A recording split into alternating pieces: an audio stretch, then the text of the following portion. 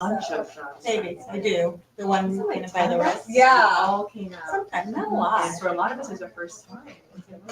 All right, hello everybody. I'm so afraid. No, I didn't. Hi, thank you all so much for joining us this evening. This is Left Bank Books presents A Night of Poetry with Diana Khoi Nguyen and Juyoung Ok, two celebrated rising stars in the world of poetry.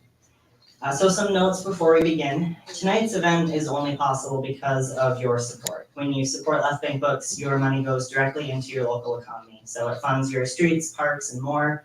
And it also helps writers get the support that they deserve and allows us to produce events such as this. So thank you all so much for shopping local and supporting this event tonight. We want to extend a welcome to our virtual audience. Thank you so much for joining us from afar. You'll be able to participate in the evening as well in the Q&A. You can leave your question as a comment on YouTube and be part of the conversation. So we at Left Bank have a fantastic calendar of events coming your way. On April 1st, we'll be joined by Deborah Taffa, who's a writer and also the director of the Institute of American Indian Arts. She's also the editor for St. Louis's long-running River Styx magazine, and she'll be here to discuss her highly anticipated new memoir, Whiskey Tender. On April 10th, best-selling award-winning author Leif Enger will present his transcendent tour de force of a new release, I Cheerfully Refuse. These events and more can all be viewed on our website. We've got a full calendar coming up, so there's sure to be something for everybody.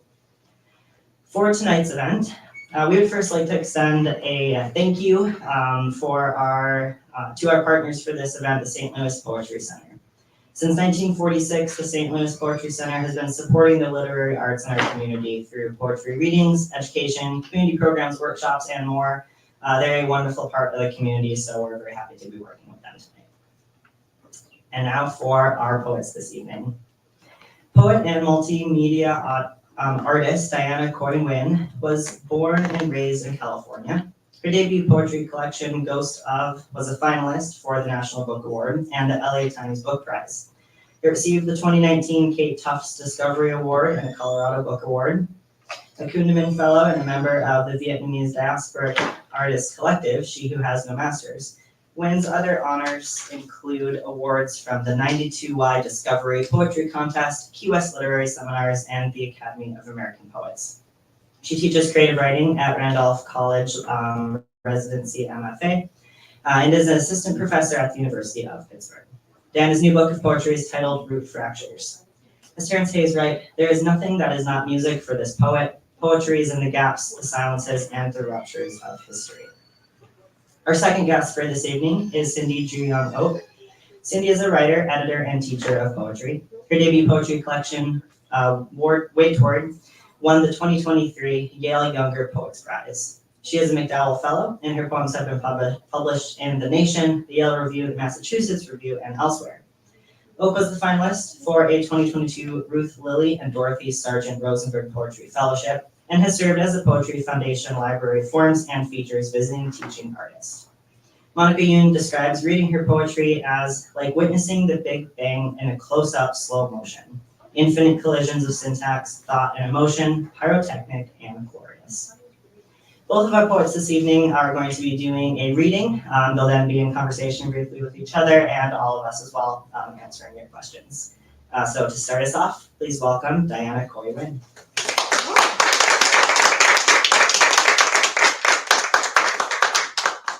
Thank you, Evan. Hi. I was told that it's gonna storm at 7:07. And I hope it happens when there's a changeover, I don't know, which is kind of exciting. So I'll know from your faces, but also maybe I'll just hear. Hi, thanks for being here. Really lovely to be back in St. Louis. Grateful to Left Bank Books. I hadn't been here before, but I've seen the tote bags at airports. I know, famous. And then hi to folks on live stream. Thank you to Evan for the bios, to Shane for organizing, to the Poetry Center for sponsoring, and just really vibrant poetry community here. I'm just thinking about, we were reflecting on the last time I was in St. Louis, reading with Justin Philip Reed, who of course went to school here and went out afterwards, with Paul Tran, with whom we're reading on Friday, right in Madison. So just so many like poetry family connections. So I'm just having a feeling. So just thanks for letting me express that. Yeah, excited to read and chat with you, Cindy.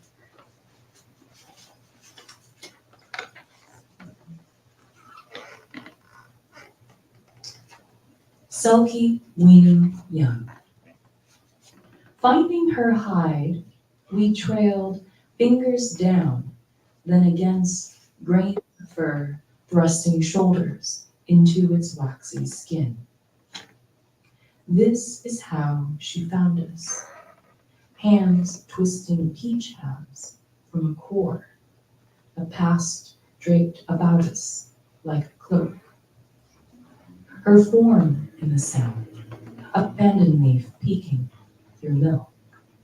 The only seals in Vietnam, American men with green faces. I forgot to read a line and then I just went with it and I saw that somebody was following along, so I had to acknowledge that I read it differently from how it appears. But you just go with it, you know. Misinformation. Spring. A woman in suede pumps takes down every painting, revealing ghosts on the wall where frames used to hang. Files rent in thin white strips, falling like ash, curl along embassy corridors. A man adjusts his glasses, packs a satchel, the click of its buckle like a voice choking behind closed doors. He walks the same way home, gathering his family the way an open palm sweeps stray grains of rice into one corner of a kitchen table. The Americans offered to take us with them, he says, though he doesn't know why. His children do not know what he has seen. They wake and sleep to blooming bombs, whistling missiles. War, an instrument whose sound is absorbed and amplified in the body of a girl like mercury inside a fish. We are winning, my grandfather says. The South will not lose this war.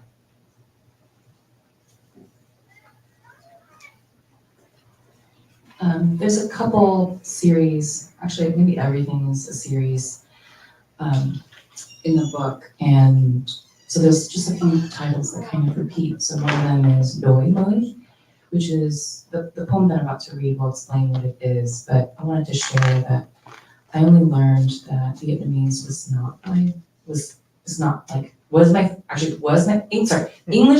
my first language. What a wild thing to find out.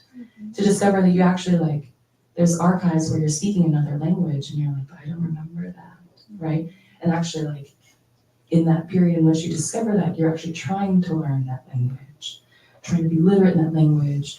And so there's this weird thing where you're coming at it from two sides, as if you're trying to meet somewhere in the middle. And I'm interested in that weird middle space where it transforms your relationship to what you think you know about a language, any of the languages that you know or are learning. Which is to say, I kind of love mishearings, and then missed understandings, which I think are still real understandings. Doi Moi. Months after he travels, 60 miles after work, with a coworker who insists they visit the family of a woman my father's never met, his girlfriend lying on the couch, somewhere back where he had departed from. Looking forward to their next night at the disco, my parents meet for the first time, and my father learns that her father knew his father well. At the US Embassy during the war, one served as a translator, while one prepared a copy. It had only been 8 years since the last helicopter lifted from that roof, 4 years since my mother reunited with her family. On average, it takes 4 years to complete a baccalaureate. The timeline for finding a husband is less clear. When the groom's family arrives at the bride's family home, they bear gifts of fruit and gold. Jewelry is exchanged between the parents and bride, husband and wife. After the wedding, my mother exchanges her rings for ones with clearer diamonds, rooms I wouldn't accept unless they fit, and they did after my parents dropped a bead of soap on my knuckle. Doi Mai? Or the launch of economic reform in Vietnam, just after I was born 8,000 miles away. Doi Mai, meaning renewal more generally. At the time of their son's death, he joins my parents' fathers in the elsewhere. Daily life resumes after an interruption. I don't know, I think about that girlfriend my dad had when he met my mom. Because whenever my mom tells that story, she's like, that woman didn't have a chance. He met me, and I was like, oh gosh.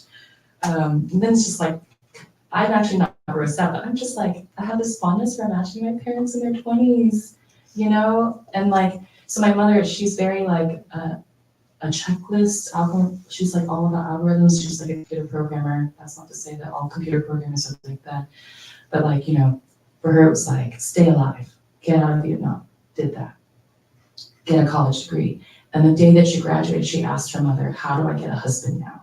You know, she didn't, like, you know, meanwhile, all her sisters dated, and they were like, we could have you meet somebody, you know, and she was just like, now I just get married, you know, wild. And like, I think 3 months later, she met my father, and then like later that year, he proposed. I know, so crazy. And then it was March, because they just celebrated their anniversary, but they had the wedding at my grandparents' house, her parents, and then the next day she went on a honeymoon. And actually I've been doing this project where, and I think I showed some of it maybe when I was here in St. Louis, where I've been retracing my mother's steps on her honeymoon, because it's a way to kind of like inhabit her as a younger person, to try to understand who she was before she became the kind of abusive mother that I knew, and also she's a different person now. So I'm just describing a long, complicated relationship with her. But I love this fact, which I'll share with you. I'm feeling nostalgic for them today. This is wild. Maybe it's because we took a nap. I don't know what happened, you know, in this nap that we took in silence, as one does. My dad was like, he had planned for them to go to the Dole plantation, you know, like pineapples, and you get a Dole Whip, right, and all the other pineapple products. And when he parked, my mother started sobbing in the car, and he's like, what's wrong? And she said that she was homesick. She just wanted to go home to her parents. She had never not slept beside one of her parents. And it's her first time like sleeping out, like with a stranger. I mean, yeah, that's her husband, but she had never, you know, I cannot imagine. Oh, wild. All right, I'll read a few more, and then can't wait to hear Cindy. Cape Disappointment. Nausea arrives like showers sweeping the sandbar, toes edged at the jetty. How our bodies move us, and how we move our bodies. How do middle-aged orphans fight over their mother's funeral rites? By watching a bruise form where a brother has touched. The unexpected flush of beach strawberries early in the season. And then I engaged, I guess, in a kind of maybe like remembrance of my brother kind of ritual. I almost said death ritual. I was like, that's not the right phrase. So, you know, around the time of his death anniversary, I revisit these photographs where he had cut himself out. And in one particular year, you won't be able to see it, but you'll kind of see like a faint watermark of a photograph. I was like, oh, he left part of his shoe, his little like kid shoe. And so I was just thinking like, well, who else remains in this photograph? Like us, right? It's a family portrait, but we're not the same people that we were in like, you know, this is probably 1993. So I'll just read the two bits that are on this page. One is the shoe bit, and then the other is the body of the father. Beside, I left this in. He who shoots the photograph has been here all along, standing there beside us in the nick of time, having arrived just after triggering the clock. One solitude stands beside others, capturing this moment for posterity, for he himself, a man named Silum, whose son removed himself from frames, cutting into them and all around. 2 clocks nicking the wire, the vanishing wick. Quick, everyone say.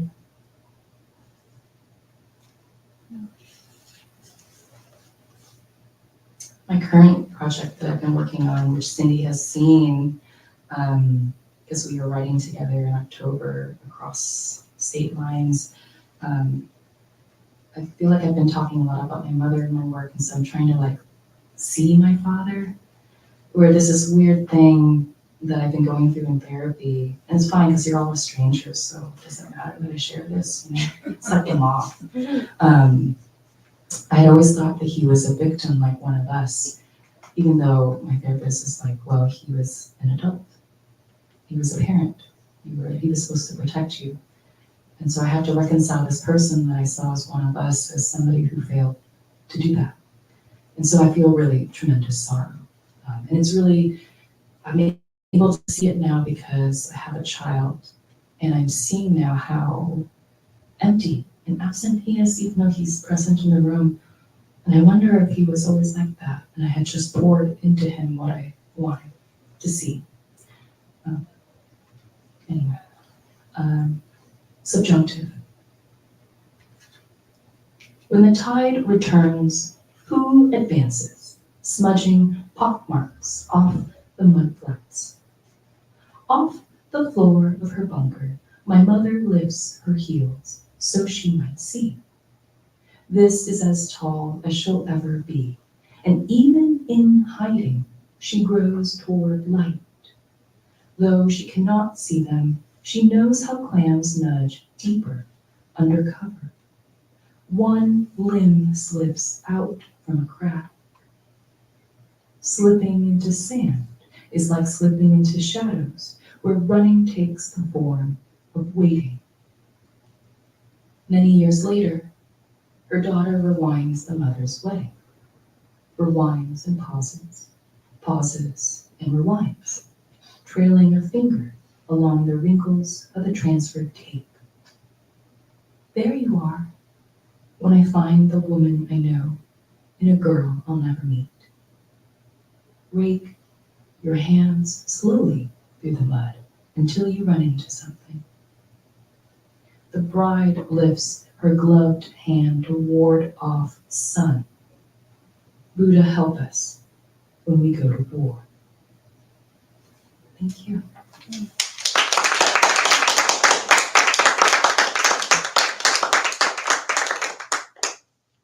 I just love Diana's voice, and I could really listen to it for a long time. It's so soothing and bright and interesting.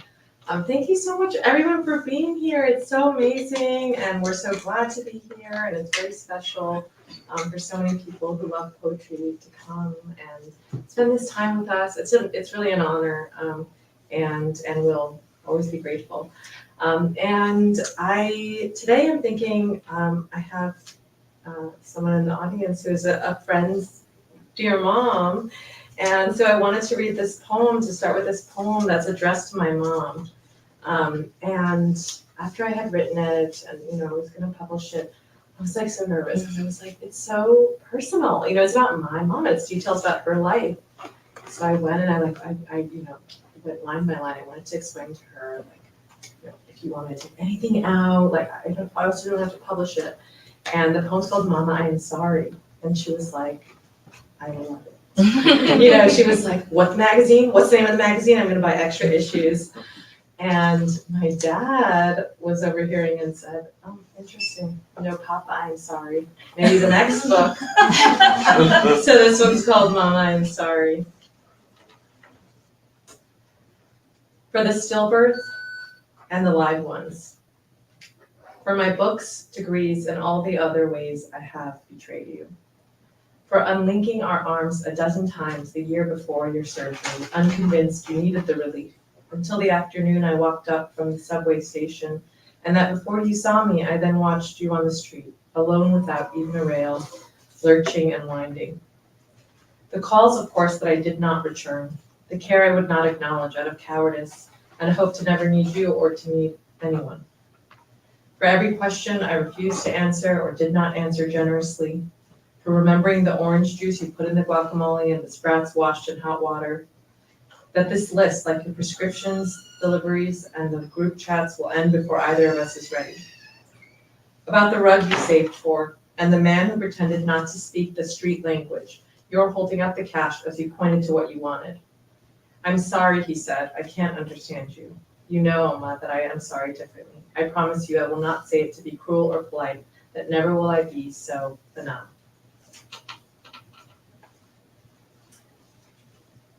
And, you know, it's funny to be a writer because suddenly you say all these things that are so hard to express directly, you know, to your loved ones. But it's also very special in that I get to kind of connect across language and culture and all these things with other people and their moms. I have also a friend here who, I think that this is the first someone I've ever been in like a poetry workshop with has did a reading. So I want to read a poem from a workshop. And, you know, workshop is such an interesting, weird space where you know each other really well, but also not at all. And, you know, you're trying your best to help each other out.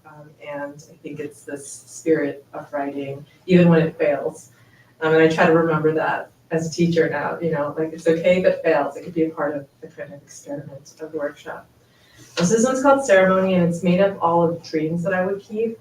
And it's really weird because when I'm doing well, I don't really remember my dreams, or they're really boring. They're just like a continuation of life. And then when I'm not doing well, I have like the most beautiful, like bright colored, you know, wildest dreams. And so I guess I must not have been doing well. I mean, this was during the beginning of COVID, and I was just having all these different dreams. So I sort of cobbled them together and called it Ceremony. I compose cakes mostly, and paint stationery when done bearing articles, sparing pronouns. Awake, I need to be draped the way noise can be extracted from an image at the far end of the strip mall where, asleep, I wander weakly. I crouch below the storm window of the eastmost closet, dodge death by hoses, and one night on a green, I say, no, it's not a pig, it's a goldfish. A goldfish can't survive on the ground. What is it? Some nights I seek welding help, walk on the freeway, prefer summer curls, read origami, keep jars inside fish and giant asparagus in warm water. I hide a book in the keys, carry someone else's baby past the wedding security. Mornings, speech is edited, lamps have levers, and my faucets are theory as other lungs become haunted. In a dream, a former lover and her new lover and their old lover recite a poem titled The Summer Date. My sister recognizes it, and I think all there is left now is. I love that kind of dream logic, always unfinished, you know. I teach a class on dreams, and one of the things I think is really helpful is just to write them down, like whatever you can remember. And if you can't write them down because you're sort of half asleep, to sort of say some key word from it. You don't like to be asleep and go, frog professor, don't forget frog professor. And then when you wake up, you kind of remember that. You go, oh yeah, I had a dream about a frog professor. And one of the amazing things is when you're attuned to dreams is how many dreams are around us. You know, like take Toni Morrison. Like normally when you read Toni Morrison, you're thinking like about these characters and this history and like not really about dreams. But in all her books there are dreams and they're really important to the plot. And so you start to kind of just notice the importance of dreams around you, which is really exciting. So my book is called Word to Word, which is a little hard to pronounce. Word to Word. It sounds like war, W-A-R. It sounds like W-O-R-D. I mean, it's all over the place. But it's fitting because English is not my first language either. And so I think that sometimes I like to play with like how that words edge, right? There's this thing called transsegmentation, where the kind of boundaries of the word shift and create these kind of puns. I'm trying to think of an example, like if I said, I'll think of an example, but it's like where like the end of the word could be the beginning of a different word. So one of the things that I think about for wards is like your body as a ward, and like it containing these organs and having like these different rooms. And I've always had this high pain tolerance, like sometimes like I would get a scan and they'd be like, this must be the wrong scan, because if this were your scan, you would be doubled over in pain. And it's my scan, but I just don't feel it. And I always thought of it as a blessing, because there's like so many things that I'm like, oh, I broke my foot, whatever. But in other ways, it's really actually important to feel pain, right? Like it's important to know when you need to get help, and it's important to acknowledge and treat whatever's going on. So this is a poem called Fissured, about these kind of weird moments of the body's gaps. Several of my bones have splintered or separated and been left to heal incorrectly on their own, mostly in childhood. Of course, the analyst believes this to be symbolic of my habitual denial of pain, or indeed vulnerability, but she cannot admit this directly. She asks me leading questions like, am I truly feeling the feeling of suffering? Which I find difficult to imagine. If I'm not feeling my pain, then who or what is the me in mine? Instead, I announce that my partner notes often how I never complain, rarely experience side effects of medications or symptoms of an illness. By providing evidence for her claim, I try leading her to incidentally provide some reasoning. I know she thinks this hope for narrative arrangement too reflects repression with some deep ache. Still, I conceive of physical pain as an intellectual relief, whereby thought stops being the primary expression. I read that Asian patients require less analgesic than the European ones and wonder about what I want, my Asian patients, against what I require. My twice broken nose creates a sort of suffocating zigzag, permanent purple band along my bridge, so light it is imperceptible to almost everyone. An elbow to my face in front of a group made them suddenly concerned. So I smiled to render such disquiet unnecessary. I could not assume their concern was real, which is to say, lasting. And I held, as I hold now, pain as ultimately shallow, never indicative of anything but itself.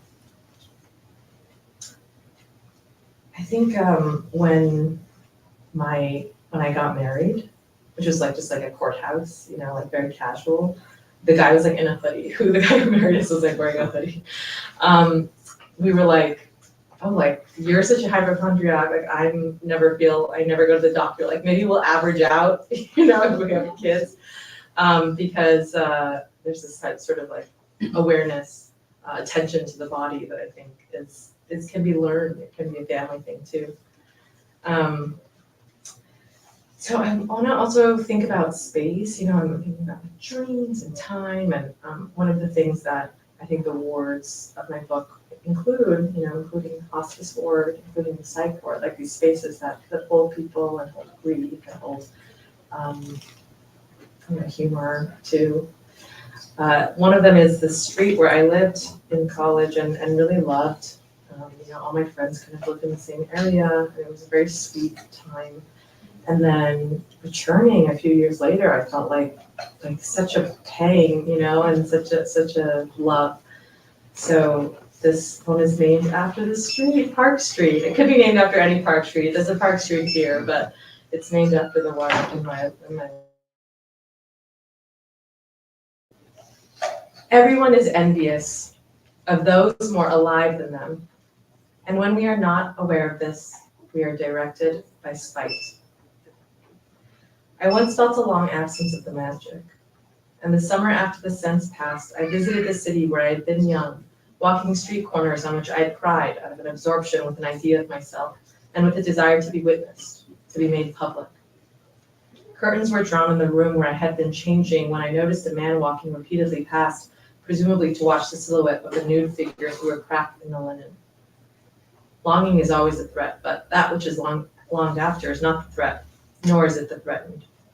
The town had spread and melted, promising again that with time, the concept of a heart, of any central location, diminishes.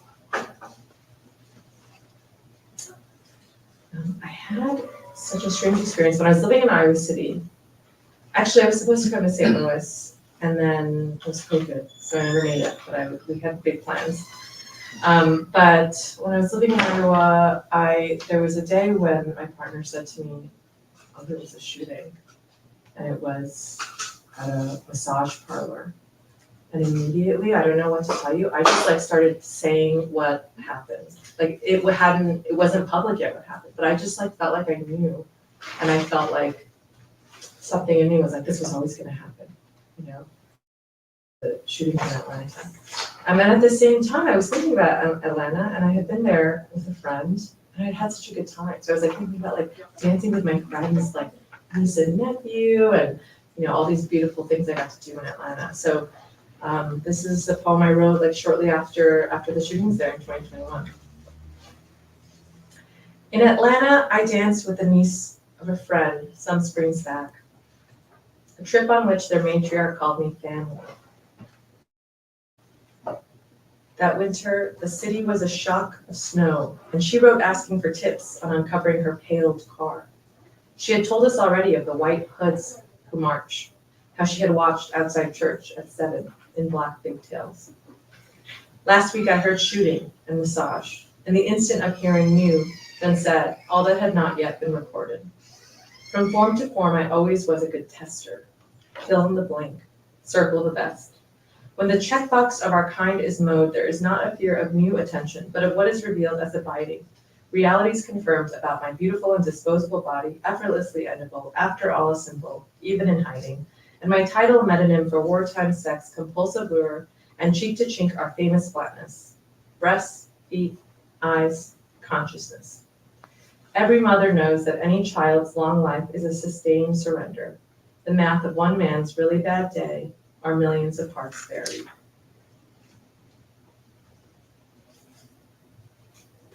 One of the other things that comes up a lot in my book, because it comes up a lot in my life, is friendship. And the way that close friendships are so important, especially as a writer or any kind of artist, but also that they're sort of what I revolve my days around, you know, and the kind of language that you build with friends is really special too, in figuring out what language matters, you know, in the world.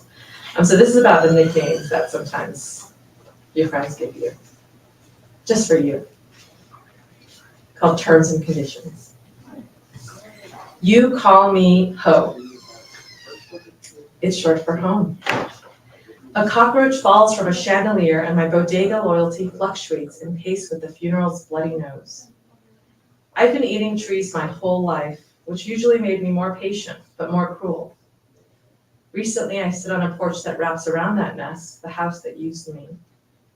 Any noise can be a curse to a child of chaos, silent hallways from Gothic novels to twilight wind and fire songs. This unlucky to not even be an architect and to be inundated with the prose of it all. Were we, daughters, spent when all hoped for sums? You call out ha, it's short for harvest. To be a child is to gather secrets, an elder to risk in transit. Once when I was recovering, covering again myself, I confused sharing for stealing, read murder into shadows until laughter came from silhouettes. I've since phased, piano bleaching the scene, becoming the fog and the pulp. You name me Ma, I know it means mine. And the other part about friendships and their beautiful nicknames is sometimes friendships also shift, you know? And so I always found like, oh, there's so many rom-coms and like breakup movies and breakup songs. And it's so nice, but what about like friends? Like losing friends can be so heartbreaking. And so I wrote specifically about them. Surviving Inklings.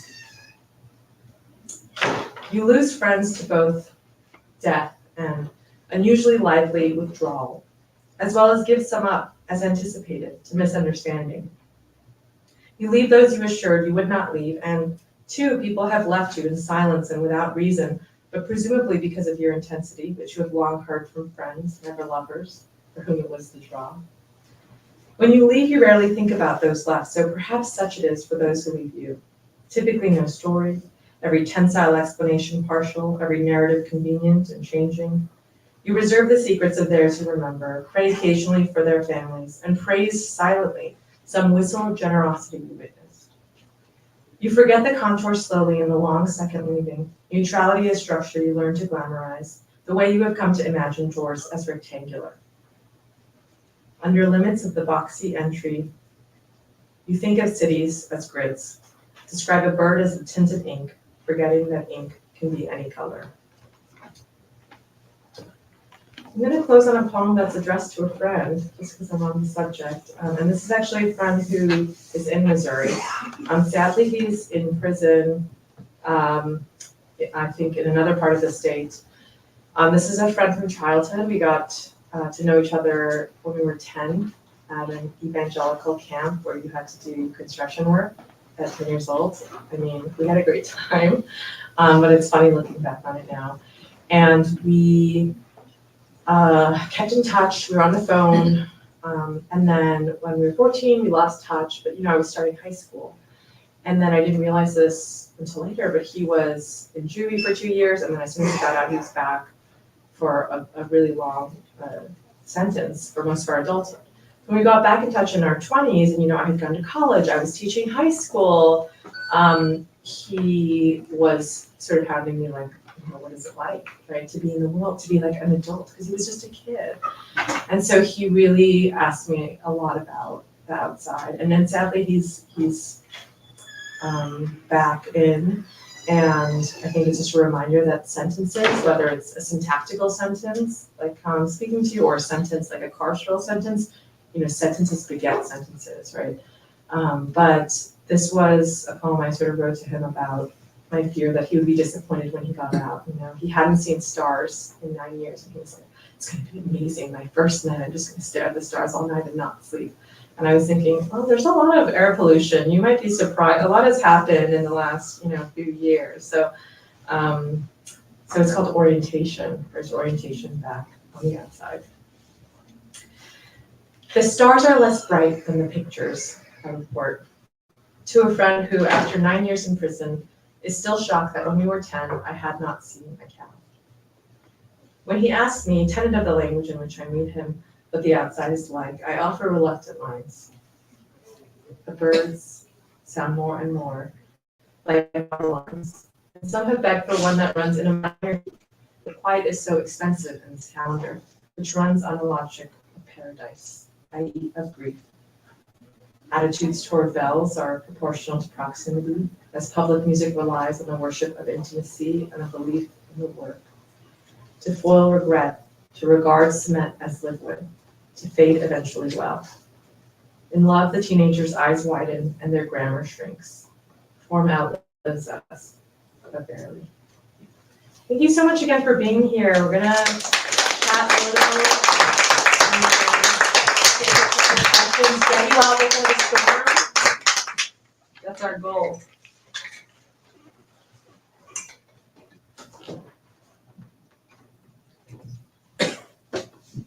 Thanks, Cindy. Hi. Okay. Sorry. Awkward water bottle situation. Also try not to say sorry when I get nervous, so I retract. Okay. I did the overshare, and I wanted to know, will there be a Papa I'm sorry? It's interesting because I love writing for my family, but I also don't write like in a way that tries to record all the history. My mom's dad, when they were in Korea, was like an overly generous person. So he would, like when people owed him money, because he worked at like the where you go to bathe. Is it called bathhouse? Bathhouse is kind of sexual, right? Like what's like where you, yeah, because they didn't have showers in their houses. So he like worked at the sauna, and so people would come, but if they didn't pay, he would always just like forgive it. And one time he had someone who owed him a lot of money who made those glass noodles, if you know, those like clear noodles. And so he paid in glass noodles, but it was way too many glass noodles. And so they like their entire like little whole attic area was filled with glass noodles. Their closets were filled with glass noodles, and everyone in the neighborhood would come over and like grab the glass noodles whenever they wanted glass noodles for dinner, because it was just they were never going to eat it all. And my sister's always saying like, it's so nice because I love that story. And like you'll write about it, like you're the family reporter, you know, she's like, has a startup or something, you know, I don't really fully get what she does. And she makes a lot more money. But so I think about that too, is like my way of writing is so not like complete, like there's nothing that I'm like able to like promise to completely cover. It's not like this epic biography or anything. But I do hope to kind of in slices of knowledge, like all these different ways that I was raised, not only my family, but all the people around us. You know, my family, you know, had so many friends, and they all were part of the way we grew up and the way I continue to live, and all my cousins and things like that. So I think it comes up more in hints. So I don't know if it will be so direct, but certainly I have things I'm sorry for. I mean, as I get older, I'm like, there's so many things that I realize about my parents being so great, and my sort of taking it for granted, like, you know, like not calling them back after college, and then now I'm like, oh my God, like, what was I doing? That was so important that I wasn't calling my parents back. But yeah, there's hope. We'll see. Yeah. I mean, I kind of knew the answer to it. There's a way in which all the details of just being alive and having a life and moving through different life phases, like pepper in the poems, I think coupled with a very particular, like, logic of like peeling back how we see world. I don't know, like I've just been hearing your poems as we've been kind of doing these events, and just like each time it's a different thing in my mind. Okay. Yeah, so you were talking about the poem where you know, your brother sort of left his shoes. So those are photos that he had cut himself out of before his suicide, and then you sort of filled back in and kind of worked with in your first book, and then you worked with in a different way in your second book. Is there a way in which like you'll never be done with those photos as a writer, or does there feel like there's a kind of arc to it for you in terms of your grief and also like what you created out of the grief? Yeah, thanks for that question, Cindy. As immediately as you asked me that question, I have to tell you an anecdote, and maybe it's related to workshop, because you were talking about workshop. There was a person in my workshop. I think I admired his work long before I met him, and which is to say I had like no ill feelings, but apparently when I wasn't present, you know, this is hearsay. When I wasn't present at a bar, he said to people, this is before I had a book picked up, he said to people, when is Diana done writing her dead brother poems? I know, I was so devastated, like there's a kind of devastation you feel, like one, when somebody's talking about you and it's like not a positive thing. And then I was like, oh, I guess I should stop. But then immediately I was like, never! It's like the revenge, like I'll show him, I'll never stop. But no, the real answer is like, I think it just kind of stops when like I stop turning to it. Which is to say, like, there's no plan. Yeah. And like for me at least, like I cannot plan. But I will say there's a way in which it's taken. I often I think describe it as like an archipelago. Like, oh, okay, here's that moment in time. You know, it's like the islands of Hawaii. They're in different phases of like life after that eruption that engendered their beings. Like Hawaii is the oldest, right? So it's got lots of lush plants and so forth. But like I've been doing, you know, I kept doing these revisitations. You know, most of them like people don't see. They're just, you know, things that I do. But then I also do stuff like video. Again, not everybody really sees that. So like I just do these things, and then, you know, enough time passes and I like look at what's around and like what might want to accrete and belong into an island. Does that make sense? So it's like maybe over time, like it doesn't feel right to put that in anymore. And I'm in a different phase, perhaps. Yeah, but I think there'll always be some element of him. My favorite thing that I'm doing for myself, this is kind of wild, and maybe it's kind of macabre, but I kind of like it. So we love to watch the baby. I guess young toddler now, that's the room that she's in at daycare, but to us, she's still the baby. So like every now and then at night or during a nap or at 4 a.m., like she'll just start like singing to herself. You know, I'm not around a lot of kids, so I don't really know. And we were like, what's happening? We have to wait 15 minutes before we go. And he's like, you know, can't.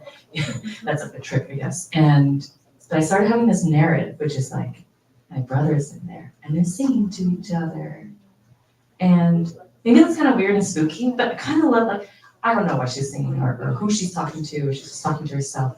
But I kind of love, like, I'm folding him in, which is, like, I recognize in that exercise a way in which I wish he could meet her. And that's how I'm filling him in that moment. Does that make sense?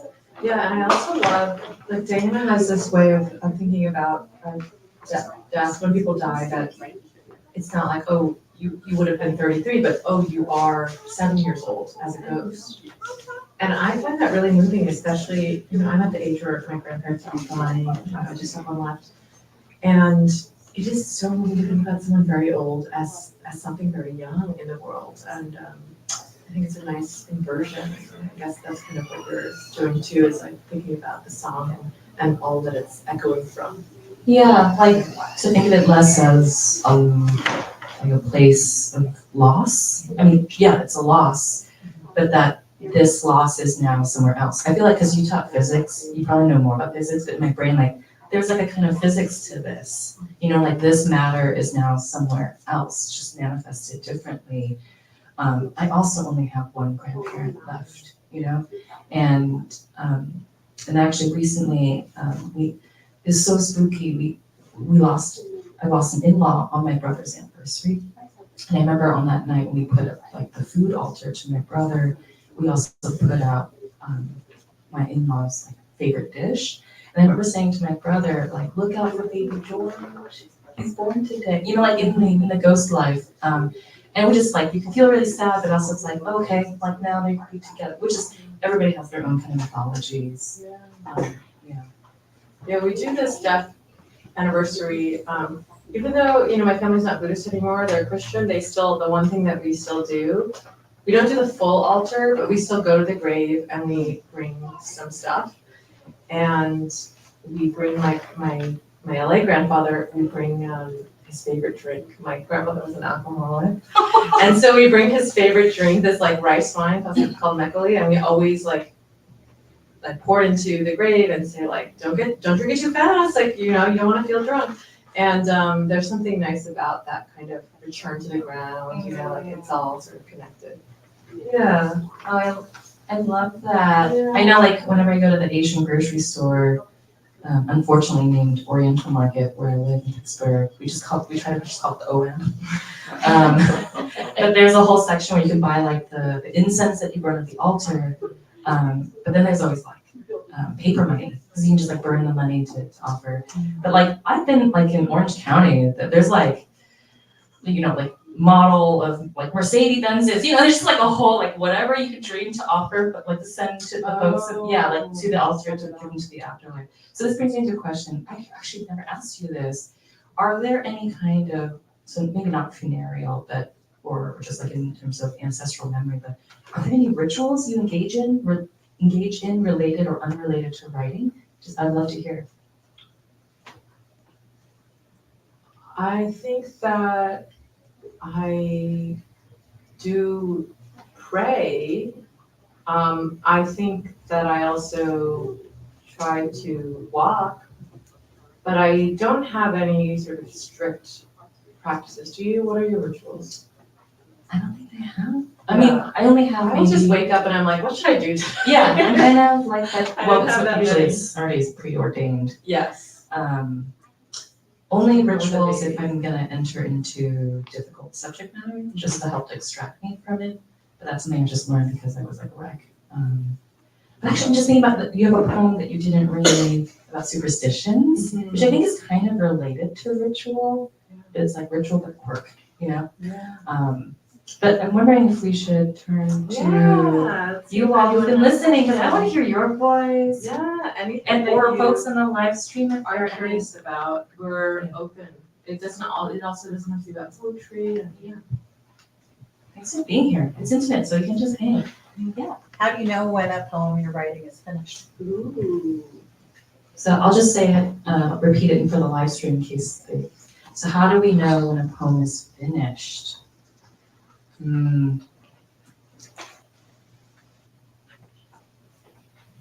This is maybe an annoying answer, but it's true, so I have to say it because this is true for me. I don't think in terms of finished or not finished. because it can always still change, and I actually just embrace that. That's fine for me. But it's more of like, did I do the thing that I didn't know I was setting out to do? You know, which is like, did I take that risk, whatever that risk was? And sometimes like, I think I did, but not all the way.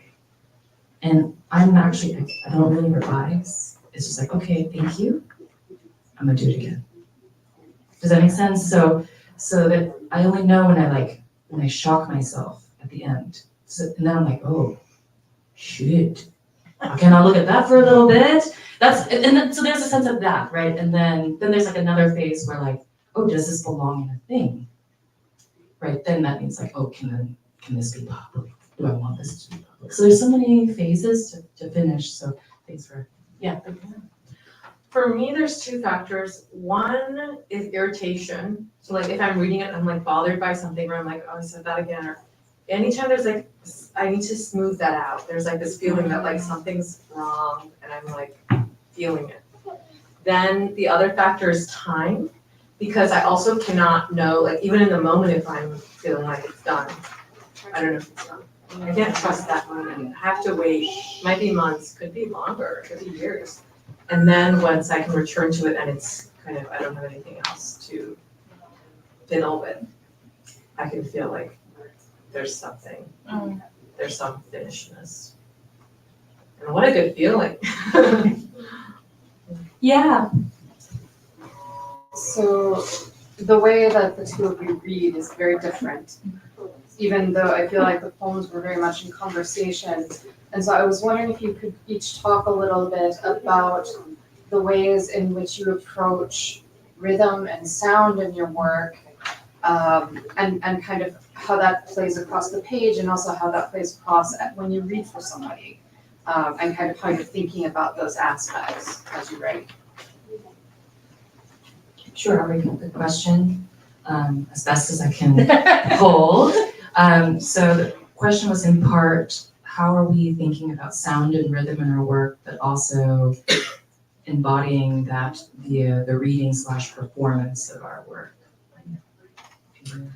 I mean, it's different every time, but I would say that when I'm writing, I don't at all think about reading. I really think about the page.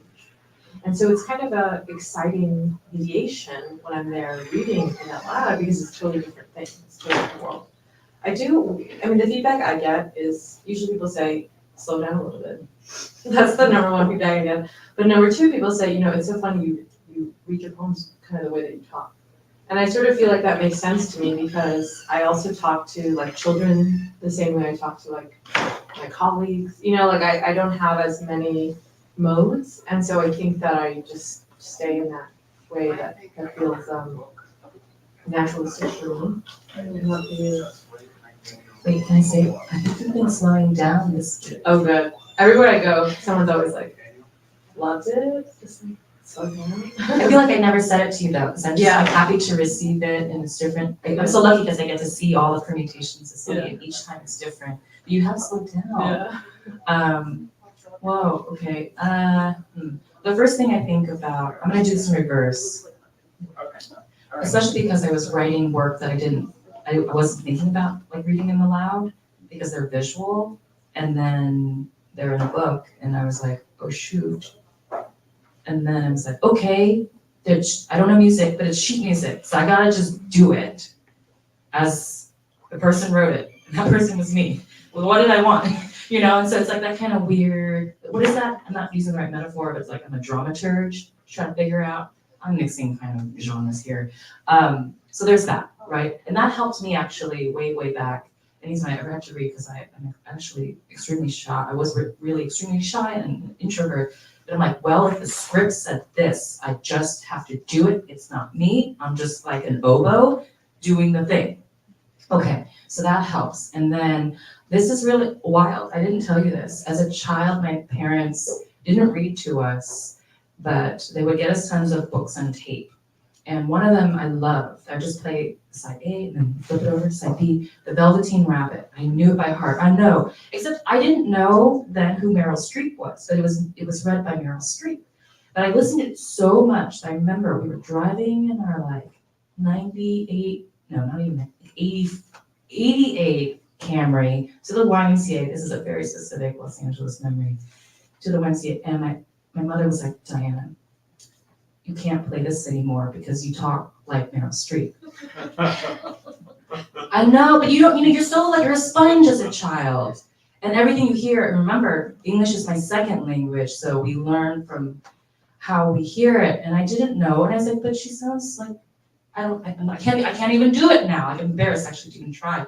But this is a report that was shared with me. And so there's a way in which all the things you grew up just taking in become ingrained in your body. Like my voice now coming out here, my voice only disappears because all the books, the wood, carpet, your bodies, the plastic, the stickers have absorbed the sound waves. That's why the sound disappears. So think about all the sounds that your body has absorbed its whole life. Even the sounds of a refrigerator when you're asleep, right? That's wild. Like it's there in your body, right? Crazy. That always blows my mind. So I'm thinking about how all those things have shaped my relationship to syntax, grammar, the cadence. But I do read. It's important. I read every word as soon as I write it aloud, and then as soon as I write the next word, I start from the beginning. So it's almost like I could have memorized the whole piece. It's like returning all the way back, like tilling the field, but I don't think that's actually how you till a field, right? But there's something about that meticulousness of returning. Yeah, but that said, it's just also an autopilot mode, like I think each time I read it is a little bit different.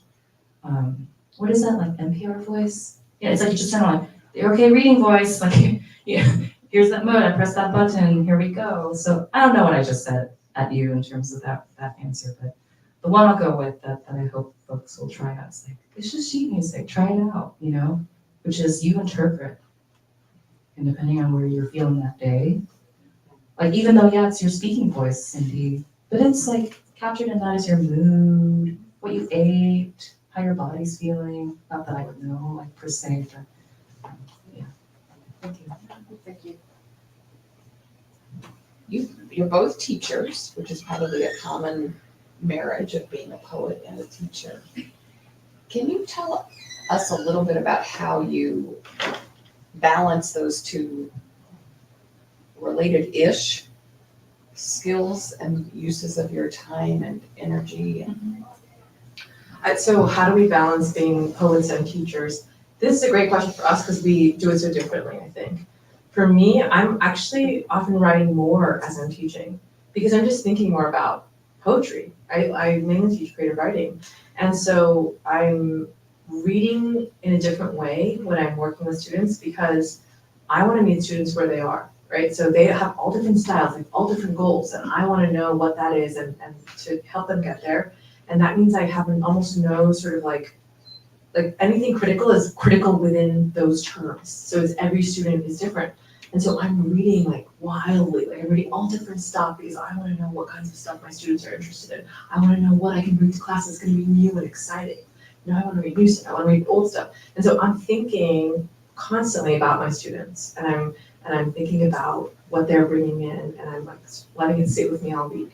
And I think that it really does affect the way that I, for example, I never think like I like something or I don't like something when I'm teaching, ever. And then like halfway through the summer, I'll have like a long break and I'll be like, oh yeah, I could just read something and be like, I don't like that novel. Like I forgot you could like think that because I'm always like trying to describe everything so intensely, like really like feel it. And so it's generative for me. I would say that, it is also a way to like make a living where everything's connected, like you're trying to like have this act of love outward, of feedback and teaching and introducing students to other work. And at the same time, like you're encouraged to publish your own work. And so those things being connected, it does feel like a bit of a gift, I have to say. Like I remember I had one term where I was teaching a lot and I was complaining to my cousins who are mostly nurses and nurses and teachers. And I used to be a teacher, but I was like, yeah, they really saddled me with like tough schedule this quarter. And they're like, oh, how many hours do you have to teach? And I was like, well, like, do I teach 3 different classes? And they're like, so how many hours total for the week? And I was like, 8 for the week. And they're like working 16-hour shifts and like 30-hour shifts. So I was like, Okay, yeah, like there are certain things about teaching that lead to a writing life as well, for me. I loved hearing how you think about pedagogy and approaching each individual student, which is also my ethos, which is not how I went through school. So I think so much of how I am in the classroom is really kind of to try to, meet the students where they're at, or trying to figure out that scaffolding area where they like to be, but also to merge it to what they've explicitly said. But how the hell do you always know what you would want too, So just to try to provide an array of possibilities. So like, who the hell cares what I like or don't like? It's not even what I bring in. It's just like this provokes something else for what that person is doing. So that's so magical, like the best kind of research project ever, but also like so wonderful for me to pollinate my own imagination and my own practice on the private side. And then for me, like, yes, it's so fertilizing, but I cannot write during that time. So I don't write during the academic school year, I only write during the break. So over the summer when I have a lot of time, and then over winter break. But during the semester, like I'm reading, I'm doing all of that. So it's just a different way of breaking it up. It just feels really lucky to get to do that. To like, I always say to students, and they're always kind of like, why did you say that, Diana? And then I'll say to them like, thank you for sharing the poem with me. Like it's an offering. That's no small thing, right? Like you're really exposing yourself. I don't say that like that, but it is. And I'm trying to see you as best as I can and honor that space. And like so much trust goes into that.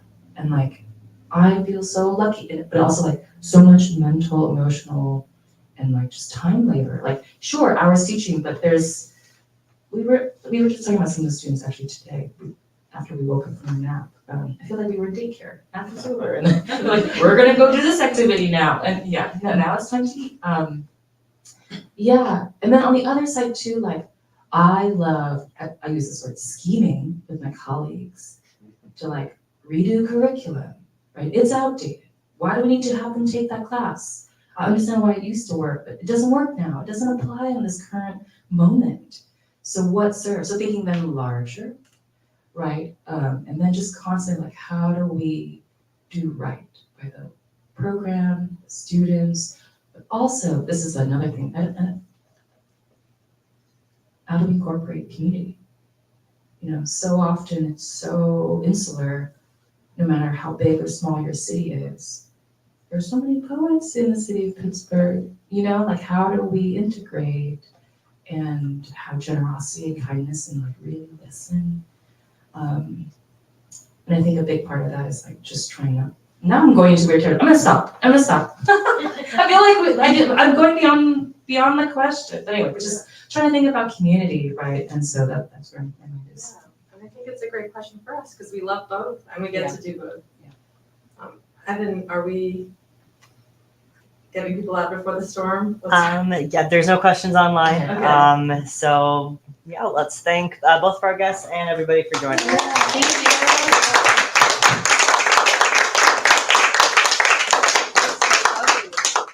We've got books for sale at the desk, including Diana's first book. So please grab your book if you haven't gotten it yet. And then if you wouldn't mind doing some signing, we can move some furniture and just kind of make a line right through here. So thank you all so much for coming. Thank you. Thanks for coming And out. chatting, yeah, thank you so much. I like this conversation. Yeah, it's nice to